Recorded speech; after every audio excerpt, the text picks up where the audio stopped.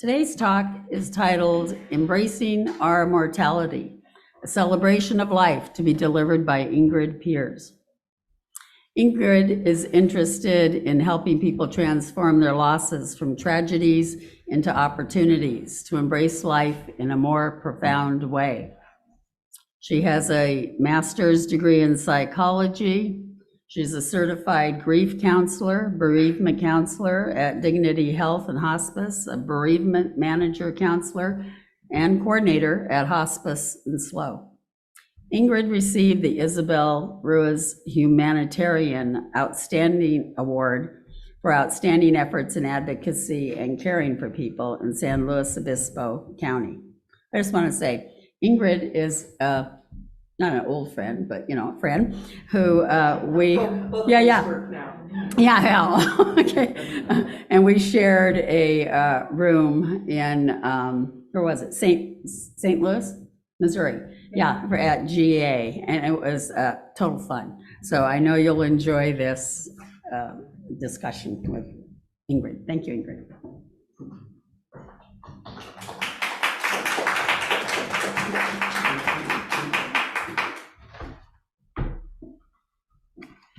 Yeah, there's no getting around it anymore. I'm getting old, but that's okay. I'm just fine with that. Good morning. So I appreciate being invited to come and talk about this, because you may not believe it, but it's not the most popular topic. I have found, however, that embracing my mortality has led to a deeper, more joyous, more fulfilling life. And so I'm happy to come and talk about that. My story of coming to this realization began at age 31. Until then, I was as death avoidant as anyone on this planet. I might have called this sermon Confessions of a Death Avoidant Woman, but for Ian in my life. So I want to say in advance, I'm okay. It was sad, but it led to good things, because my son, who was a thoughtful toddler, tender-hearted, smart as a whip, kind, playful, and loving, he was also the soft spot in my heart and the biggest joy in my life. Unlike the candle this morning, which I had trouble with, he simply lit up the world until he was gone. I could not avoid Ian's death. When he was not quite 2.5, I took him to daycare on a Monday, believing him to be well. He died the following afternoon of a very quick spreading meningitis. I know.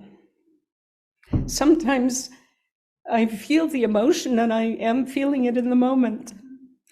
And that's one of his gifts, is emotion is okay. So that's anyway how I began, reluctantly, to develop a healthier relationship with my own mortality.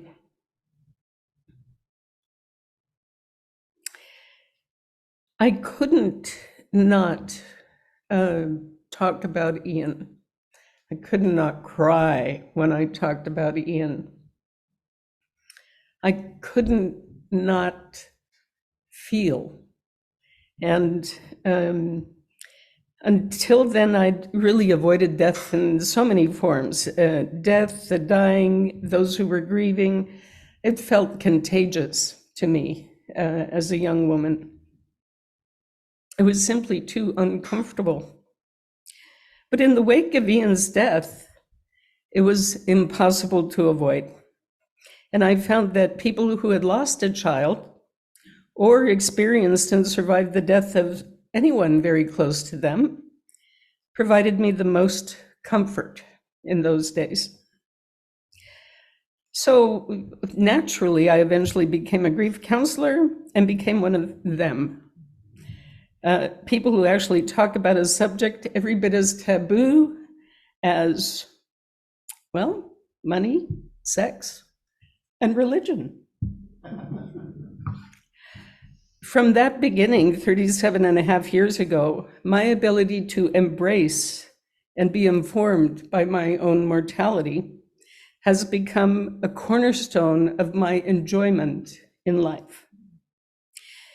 And I will, but before I continue with my personal journey, I do want to say a few things about the benefits that people have found, both research-wise and anecdotally.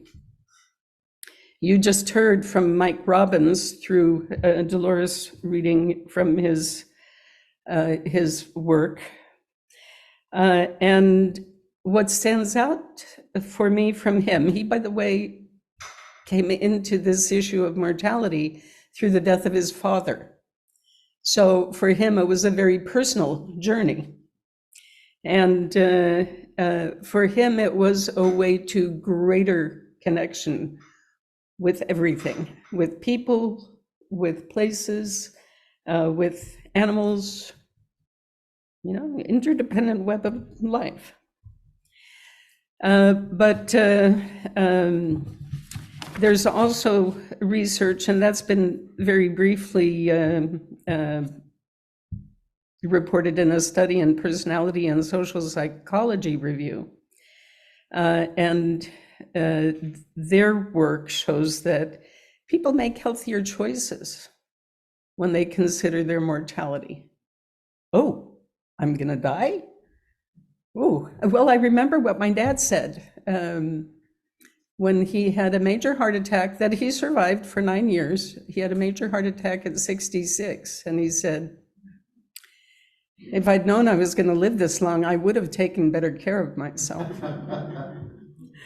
So people do make healthier choices. Some of the things that they reflected were using sunscreen. Does anybody relate to that? Wearing hats, eating healthier, smoking less, exercising more. I was sharing with Margaret a little earlier that it's been a dozen or more years now, but I used to weigh over 300 pounds.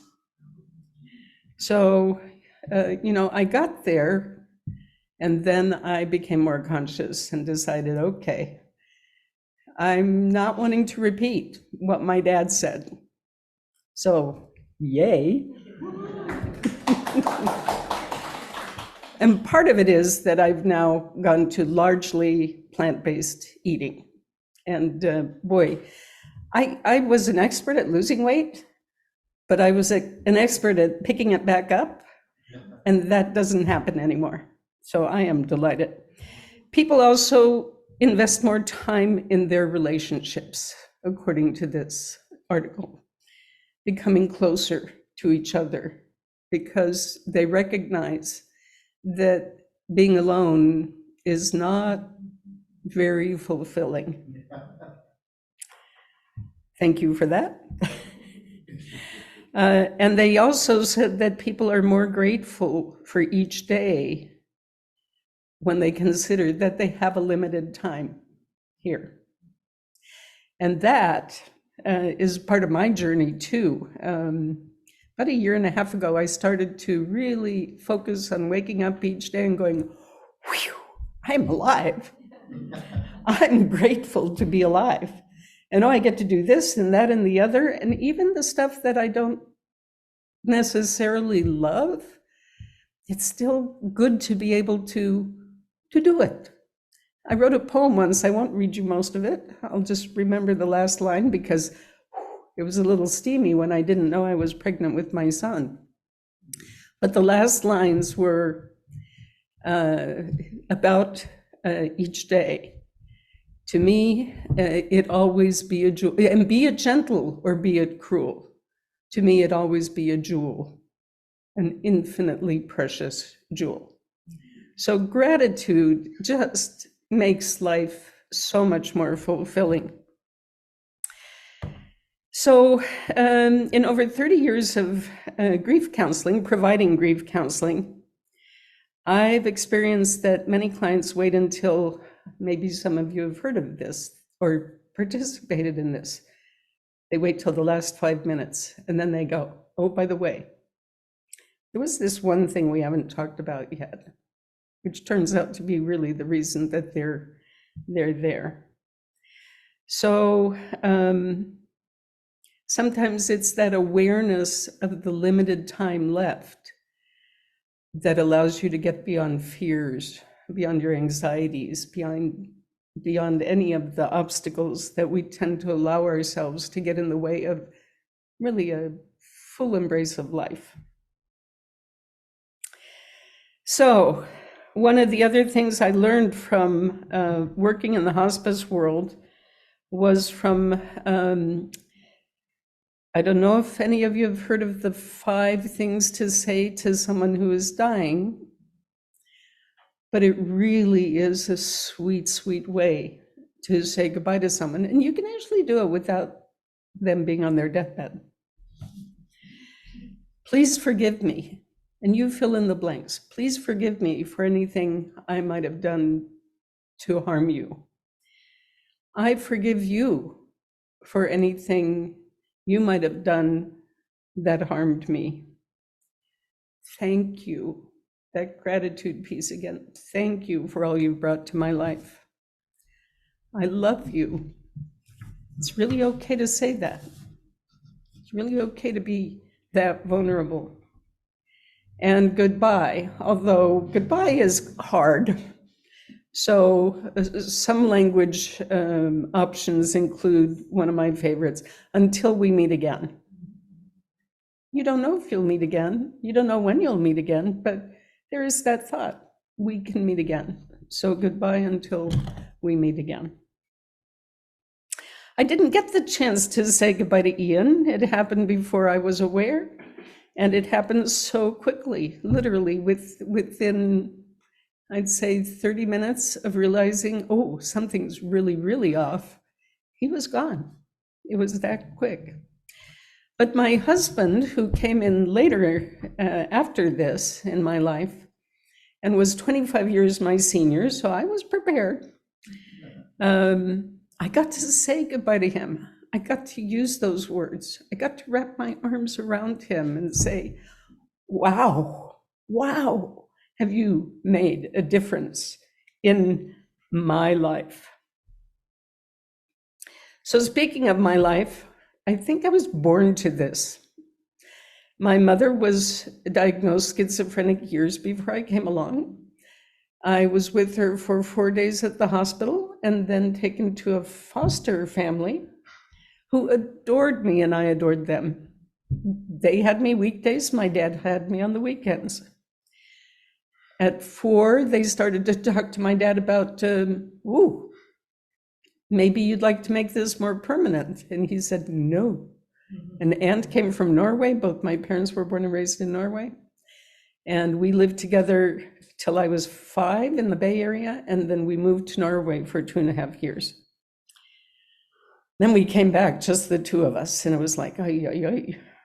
I was a little girl, he was a man, he was slightly depressed. I was grieving the loss of my mom, my foster family, my Norwegian family.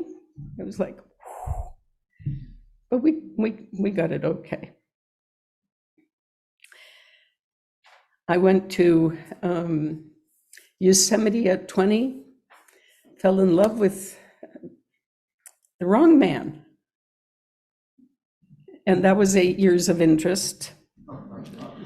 And in leaving him, I knew I was going for all time. I fell for someone I was working with while I was going to school. I finally did finish my college years during this time. Wow, this little joy was born, Ian. And I had 2.5 years of just amazing delight watching this little one seemingly start at the centered place it had taken me 28 years to get to. And he was there right from the start. So Ian was very healing in my life and brought so much joy. And then when he died, I thought, what am I going to do for the next 50 years? Can you imagine? You know, I was 31 when he died. And I thought, what am I going to do? So I went for purpose. I went back to school. I got my degree, my graduate degree in counseling psychology. But in the process of saying, well, I'm not ever going to be happy, so I'm going to help someone else be happy, I came again to that sense of mortality making a difference in how I go forward. When I started my education at UC Berkeley, I fell flat on my face because I took 2 classes I wasn't prepared for. And in working that through, I went on sort of a vision quest. And that vision quest led me ultimately to Shirley Temple in a little story called The Bluebird of Happiness. I don't know that any of you have seen that one. But they go everywhere, she and her little brother, looking for happiness. And they give up and they come home and suddenly they hear it. Turned out the bluebird of happiness was in their backyard the whole time. Well, going through Ian's death and coming back to a sense of purpose, I also came back to a sense of joy, to that another vision quest of sorts of, yeah, I can get there again. And in fact, in that lousy first marriage of mine, I remember being metaphorically on the floor at one point going, could it get much worse? And then I went, oh, you know, actually, it can get much better. If I don't die in the process, I can come back from anything because I'm not relying on something outside of myself. I don't have to trust someone else. I simply have to trust myself. And so that was incredibly empowering. And when Tony eventually died at 90, he was no spring chicken. He left me with a legacy of love. And I remembered always, even from the first moment, this isn't the end of joy. I still have life. I woke up this morning, I'm alive, I'm well, I can live. And I don't have to be cowed by external circumstances. And Gary, my other friend from the Unitarian Universalist Church in Slough, both of us did some training this year called Inner Engineering, a man named Sadhguru. And he's Hindi in origin, and he has a presence in both India and here. And he says, this is not a religious program. This is a program to help you to take charge of your brain, to take charge of your mind. And very much affirmed what I'd been learning in my own life, that, oh yeah, okay. Happiness is a choice. Choosing to have a good experience of life, to be connected, to have purpose. It's all our choice. And it's not dependent on what's happening outside of ourselves. So one of the things I learned and took away from that was a meditation. And it's too much to go into now, but you start with a chant. And it goes, Asatoma sadgamaya tamasoma chotirgamaya mrityorma mritangamaya aum Shanti, Shanti, Shanti. Which means from ignorance, lead me to truth. From darkness, lead me to light. From death, lead me to immortality. Aum, peace, peace, peace. And peace is where it's at. The truth is that life provides us with lots of losses and disappointments, right? Yeah, yeah. And we can either try to defend ourselves against the pain by avoiding thinking about it, by avoiding thinking about our death. But it never works because it's still there like a dark shadow, a dark cloud. In working with people through hospice, I've said, you've already got the dark cloud. You've already felt the pain of this. How about being open to that silver lining where rich life, rich possibilities exist? And I don't know if any of you are on social media, but I am. And there was a meme that came across just last week, and it talked about women and relationship, and it said something about, yeah, you're not going to avoid pain with any woman, so make sure that she's worth the pain. That would be true of men too, by the way. That would be true of men too. I've had 5 friends diagnosed with life-threatening cancers in the last 3 months. And I've seen them all embrace life in the process. So I'm like going, yes, yes. And one of my friends said that he's thinking a lot more about his mortality now, that he's more aware of what he hasn't done, and he's putting action plans into being. And so that awareness of our mortality, especially when it comes right up in front of you, makes you wonder, should I really put that off any longer? Should I put off healing relationships? Should I put off taking care of myself? Should I put off the relationship I want to have with myself, right? Very, very sweet. And the last thought I want to leave you with is,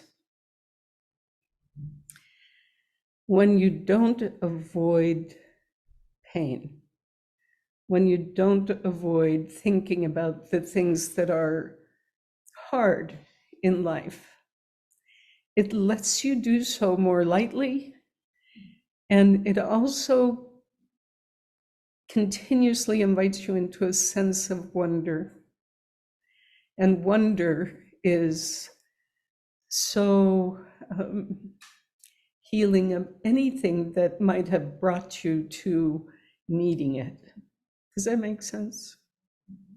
Wonder and joy, heals the very thing that you're wanting to avoid. And I used to work with a grief support group, and they were easy to work with because they understood from the start that their little one, whether it was a 4-footed friend or 2-footed, a big old horse or a chicken, I love that one,